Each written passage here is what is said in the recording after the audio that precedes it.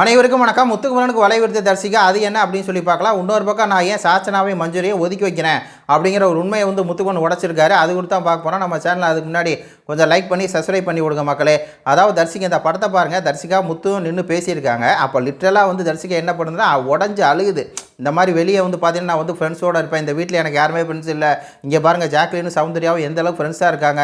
எனக்கும் அதே மாதிரி இருக்க தான் ஆசை. ஆனால் நான் இங்கே உள்ளே எனக்கு அந்த மாதிரி ஃப்ரெண்ட்ஸ் யாருமே இல்லை. இங்கே விஷால் ஒருத்தனோட நான் பர்சனலாக கனெக்ட் ஆனேன்.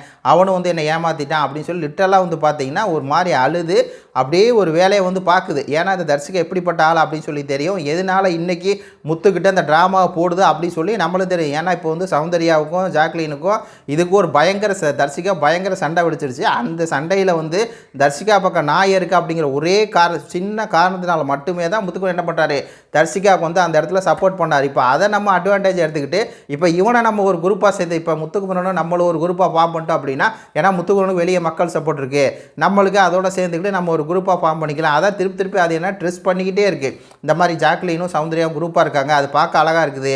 அவங்க ஒருத்தவங்களுக்காக நிற்கிறாங்க. அப்படி எனக்கு அந்த மாதிரி யாருமே இல்லை அப்படின்னு சொல்லி இது பண்ணி என்னென்னா அது முத்துக்குமரனை நல்லா பிரெயின் வாஷ் பண்ணிக்கிட்டே இருக்குது. ஆனால் நம்ம தலைவர் முத்துக்குமரன் என்ன பண்ணுறான், அதுக்கெல்லாம் இது பண்ணவே இல்லை, சட்டை பண்ணவே இல்லை. அவர் அடுத்து ஒரு பாயிண்டை அடிக்கிறாரு. இங்கே டீமாக இருக்கலாம் பிரச்சனை இல்லை. ஆனால் டீமாக இருந்தோம் அப்படின்னா அவங்க செய்கிற தப்புகளை நம்ம தட்டி கேட்க முடியாது. அவங்க செய்கிற தப்புக்கு நம்ம முட்டு கொடுக்கணும், நாமினேஷன் பண்ண முடியாது. இங்கே பல சிக்கல் வரும். இங்கே நம்ம டீமாக இல்லாமல் இருந்தால் தான் நம்மளால் சுயமாக வேலை செய்ய முடியும் அப்படிங்கிறத சொல்கிறாரு. அதனால தான் நான் சாச்சனாவே மஞ்சுரியை ஒதுக்கி வைக்கிறேன். உண்மையை கரெக்டாக சொல்கிறாரு. அதாவது டீம் ஆகிட்டோம் அப்படின்னா இப்போ சௌந்தர்யாவுக்கு பின்னடைவு என்ன, ஜாக்லினால் டீமாக இருந்தனால தான் பின்னடைவு. அந்த பிரச்சனை எனக்கு வர வேணாம் அப்படின்னு சொல்லி சிம்பிளாக சொல்கிறாரு.